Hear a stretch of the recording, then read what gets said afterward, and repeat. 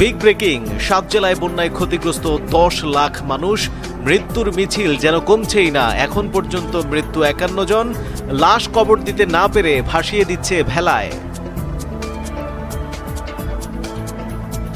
বন্যা ও ভারী বৃষ্টি নিয়ে মিলল দুঃসংবাদী। আবহাওয়া অফিসের সতর্কবার্তা, ধেয়ে আসছে ভয়াবহ বিপদ সংকেত।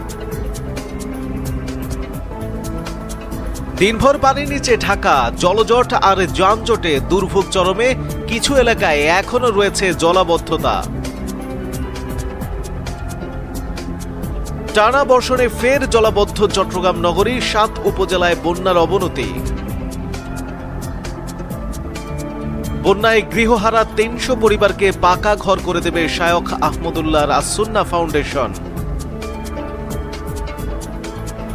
বাংলাদেশের বন্যায় প্রাণহানিতে মর্মাহত পাকিস্তানের প্রধানমন্ত্রী। বিস্তারিত জানতে ভিডিওটিতে লাইক দিয়ে চ্যানেলটি সাবস্ক্রাইব করে না টেনে শেষ পর্যন্ত দেখুন। দেশের বিভিন্ন এলাকায় টানা অতিবৃষ্টি, পাহাড়ি ঢল ও পাহাড় ধসের কারণে ৭ জেলায় বন্যা পরিস্থিতি সৃষ্টি হয়েছে। এতে ক্ষতিগ্রস্ত হয়েছেন ১০,২২,৯৬৩ জন মানুষ। পানিবন্দী হয়ে পড়েছে ২,৬৭,৯১৮টি পরিবার। এ পর্যন্ত প্রাণ হারিয়েছেন ৫১ জন এবং আহত হয়েছেন ৩৯ জন। রোববার দুর্যোগ ব্যবস্থাপনা ও ত্রাণ মন্ত্রণালয়ের হালনাগাদ পরিস্থিতির প্রতিবেদনে এসব তথ্য জানানো হয়েছে। মন্ত্রণালয়ের তথ্য অনুযায়ী বন্যা কবলিত ৭ জেলা হল চট্টগ্রাম, কক্সবাজার, বান্দরবান, রাঙামাটি, খাগড়াছড়ি, মৌলভীবাজার ও হবিগঞ্জ। এসব জেলায় ৫৮টি উপজেলা, ৩৮৬টি ইউনিয়ন এবং ১১টি পৌরসভা প্লাবিত হয়েছে। দুর্গত মানুষের জন্য ১,১৩১টি আশ্রয় কেন্দ্র খোলা হয়েছে। বর্তমানে সেখানে আশ্রয় নিয়েছেন ৪৪,৪৫৭ জন। সবচেয়ে বেশি ক্ষতিগ্রস্ত হয়েছে চট্টগ্রাম জেলার ১৬টি উপজেলার ১৫২টি ইউনিয়ন ও পৌর এলাকায় বন্যার প্রভাব পড়েছে। পানিবন্দী হয়েছেন ১,৪৮,৫০০ পরিবার এবং ক্ষতিগ্রস্ত মানুষের সংখ্যা ৫,৯৫,০০০। জেলায় ১৩ জনের মৃত্যু হয়েছে এবং আহত হয়েছেন ১২ জন। ৬১৮টি আশ্রয় কেন্দ্রে বর্তমানে ২১,৯০০ মানুষ অবস্থান করছেন। ক্ষতিগ্রস্তদের মধ্যে চাল, নগদ অর্থ, শুকনো ও রান্না করা খাবার বিতরণ করা হচ্ছে। কক্সবাজারে ১০টি উপজেলার ৭০টি ইউনিয়ন ও ৪টি পৌরসভায় ক্ষতিগ্রস্ত হয়েছে। সেখানে স্থানীয় বাসিন্দা ও রোহিঙ্গা মিলে মোট ২৮ জনের মৃত্যু হয়েছে, যার মধ্যে ১৩ জন রোহিঙ্গা। আহত হয়েছেন ২৪ জন, তাদের মধ্যেও ৫ জন রোহিঙ্গা। এছাড়া একজন এখনও নিখোঁজ রয়েছেন। বান্দরবনে ৬ জনের মৃত্যু হয়েছে এবং আহত হয়েছে ২ জন এবং রাঙামাটিতে মৃত্যু হয়েছে ৩ জনের। খাগড়াছড়িতে আহত ১ জন, মৌলভীবাজারে ১ জনের মৃত্যু এবং হবিগঞ্জে ক্ষতিগ্রস্ত মানুষের সংখ্যা ২৮,১৪০। বন্যার ভয়াবহতায় বিপর্যস্ত চট্টগ্রামের বিভিন্ন এলাকা। টানা বৃষ্টিপাত ও জলাবদ্ধতায় স্বাভাবিক জীবনযাত্রা ব্যাহত হওয়ার পাশাপাশি দেখা দিয়েছে মানবিক সংকট। এমন পরিস্থিতিতে মৃত ব্যক্তিদের দাফন নিয়েও চরম দুর্ভোগের অভিযোগ উঠেছে। স্থানীয়দের দাবি, বন্যার পানিতে কবরস্থান তলিয়ে যাওয়া এবং বা অগম্য হয়ে যাওয়ায় অনেক পরিবার প্রিয়জনদের দাফন নিয়ে কঠিন পরিস্থিতির মুখোমুখি হচ্ছে। কোথাও কোথাও বিকল্প ব্যবস্থা খুঁজতে হিমশিম খেতে হচ্ছে স্বজনদের।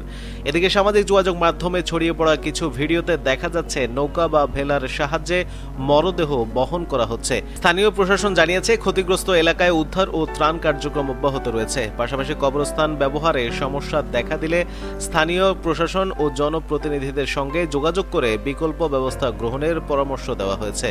দুর্যোগ ব্যবস্থাপনা সংশ্লিষ্টরা বলছেন, দীর্ঘস্থায়ী জলাবদ্ধতা ও বন্যার কারণে এমন মানবিক সংকট তৈরি হতে পারে। তাই দ্রুত পানি নিষ্কাশন, নিরাপদ আশ্রয় এবং জরুরি সেবার পাশাপাশি মরদেহ দাফনের বিষয়েও সমন্বিত উদ্যোগ নেওয়া প্রয়োজন।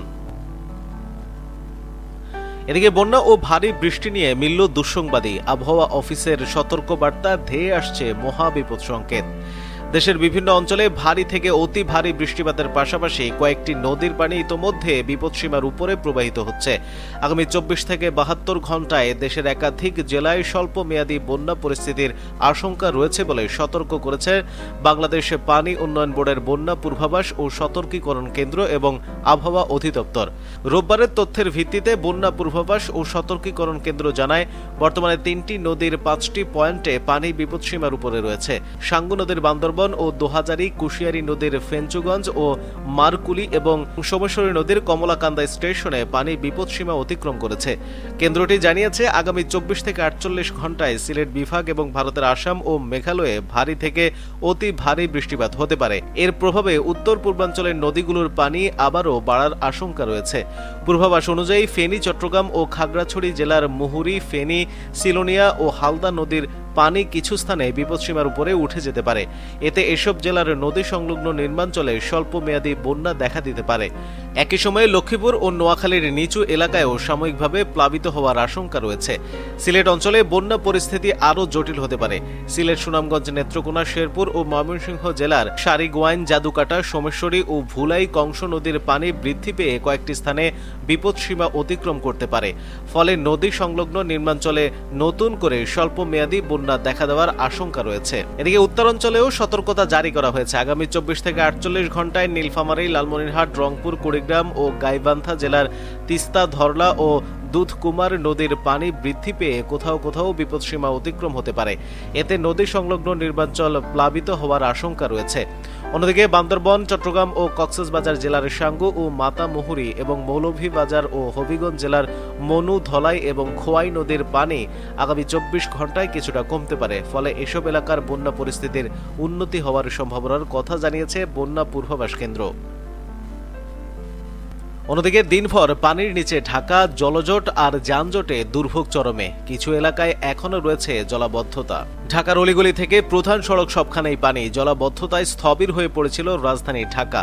গত রাত থেকে আজ বিকেল পর্যন্ত মুষলধারে বৃষ্টি কার্যত অচল করে দিয়েছে রাজধানী ঢাকাকে।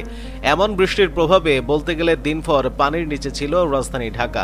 নিম্নচাপ ও সক্রিয় মৌসুমী বায়ুর প্রভাবে সৃষ্ট এই টানা বর্ষণে বিরতিহীনভাবে আকাশে মেঘের গর্জনের সঙ্গে পাল্লা দিয়ে ঝরেছে বৃষ্টি। আর তাতেই সপ্তাহের প্রথম কর্মদিবসে রাজধানী কার্যত ডুবে গেছে পানির নিচে। অফিসগামী মানুষ, শিক্ষার্থী, রোগী ও জরুরি কাজে বের হওয়া সাধারণ মানুষকে পড়তে হয়েছে চরম দুর্ভোগে।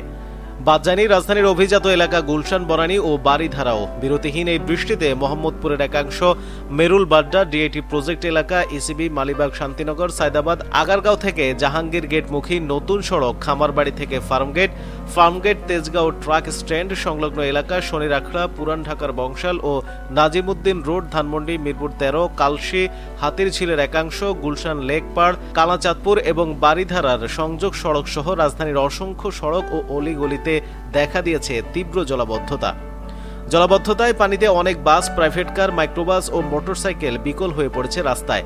কয়েকটি এলাকায় সিএনজি ও গাড়ির ইঞ্জিন বন্ধ হয়ে যাওয়ায় চালকদের ঠেলে নিয়ে যেতে দেখা গেছে।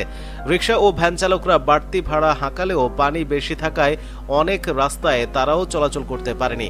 দোকানপাটে পানি ঢুকে মালামাল নষ্টের শঙ্কায় ব্যবসায়ীরা তড়িঘড়ি করে জিনিসপত্র উঁচু জায়গায় সরিয়ে রেখেছেন।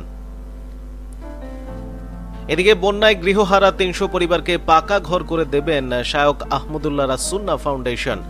বন্যায় গৃহহারা 300 পরিবারকে পাকা ঘর করে দেওয়ার ঘোষণা দিয়েছে আসুন্নাহ ফাউন্ডেশন। রোববার বিকেলে ইসলামী স্কলার ও আসুন্নাহ ফাউন্ডেশনের চেয়ারম্যান শায়খ আহমদুল্লাহ নিজের ফেসবুক পেজে এই ঘোষণা দিয়েছেন।